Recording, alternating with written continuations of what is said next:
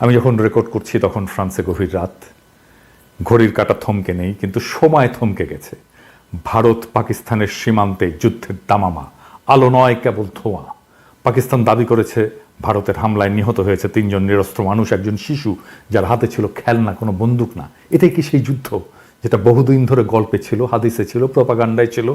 গাজওয়াতুল হিন্দ, যার কথা একদা বলা হতো একদিন হবে, সেই যুদ্ধ কি আজকে শুরু হলো? নাকি আমরা অনেক আগেই চুপচাপ নিজের ভেতরে সেই যুদ্ধ শুরু করে ফেলেছি? বিজেপি আরএসএস যখন হিন্দু রাষ্ট্র গড়ার নাম করে হিন্দু ধর্মের বহুত্ববাদকে খরচা করে ফেলে, তখন তারা ইসলামকে হারাতে গিয়ে তৌহিদের কাঠামো নিজের ধর্মে বসিয়ে দেয়।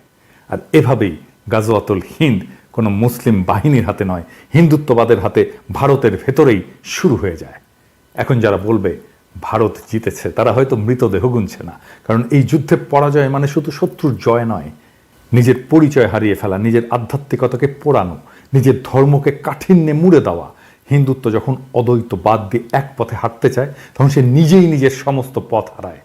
আর তখন ইসলাম আসলে আর কিছু করেও না, সে শুধু দাঁড়িয়ে থাকা দেখে কিভাবে তার প্রতিদ্বন্দ্বী নিজেকেই প্রতিলিপি করে ফেলে। এই যুদ্ধের শেষে কি থাকবে?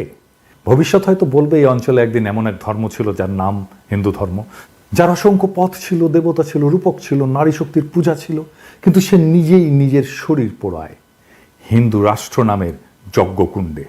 এই হলো গাজওয়াতুল হিন্দ, যেখানে শত্রু বাইরের কেউ নয়, শত্রু হয়ে ওঠে নিজের ভেতরের ভয়, প্রতিক্রিয়া আর পরিচয়হীনতা।